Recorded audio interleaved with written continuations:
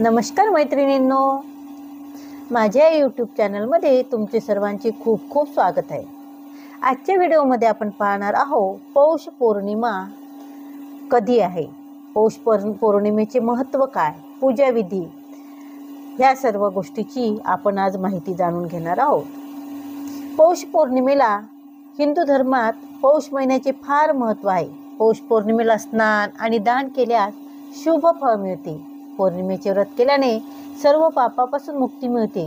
जाणून घेऊया पौष पौर्णिमेची तिथी, पूजाविधी, शुभ मुहूर्त, स्नान दानाची वेळ काय आहे। तर हिंदू वर्षाचा 10वा महिना पौष आहे। पौष महिन्यात सूर्यदेवाची उपासना करण्याचे विशेष महत्त्व सांगितले आहे।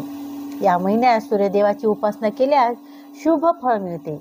श्राद्ध, कर्म आणि पिंडदानासाठीही पौष महिना अतिशय शुभ मानला जातो। पौष महिन्यातील पौर्णिमेलाही खास महत्त्व आहे। वर्ष 2025 मध्ये सोमवार 13 जानेवारीला पौष पौर्णिमा आहे। पौष पौर्णिमेला शाकंभरी पौर्णिमाही म्हणतात। या दिवशी शाकंभरी देवी नवरात्र समाप्ती होते। पौष पौर्णिमेला स्नान आणि दान केल्यास शुभ फळ मिळते।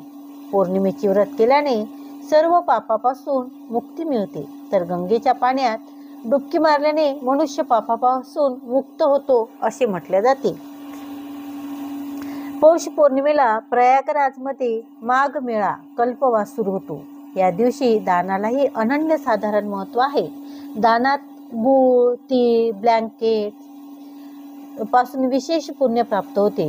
पौष पौर्णिमेला दिवशी चंद्रासह नारायण आणि लक्ष्मीची पूजा केली जाते। या दिवशी लोक भगवान सत्यनारायणाची कथा देखील ऐकतात। या दिवशी देवी लक्ष्मीची पूजा केली जाते, त्यामुळे घरात सुख आणि संपत्ती येते। जाणून घेऊया पौष पौर्णिमा मुहूर्त।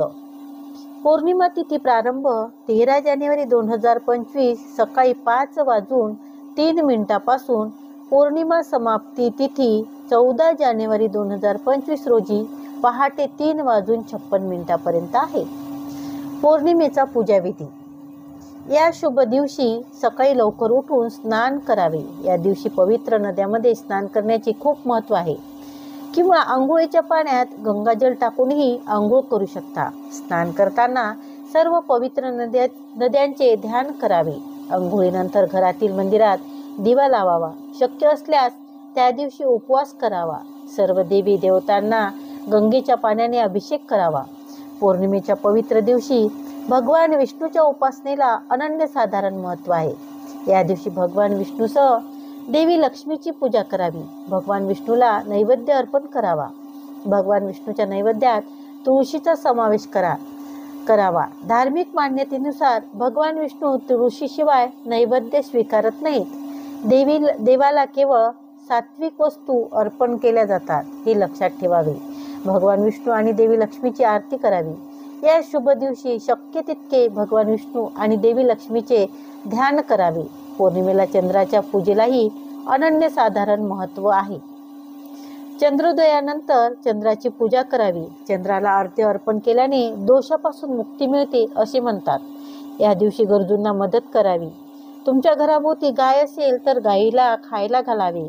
गाईला खाऊ घातल्याने अनेक प्रकारच्या दोषापासून मुक्ती मिळते।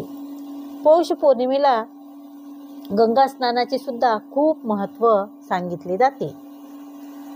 आजचा व्हिडिओ माझा कसा वाटला ते कमेंटमध्ये नक्की कळवा। तसेच नवनवीन व्हिडिओ पाहण्यासाठी चॅनलला सबस्क्राईब करा। धन्यवाद।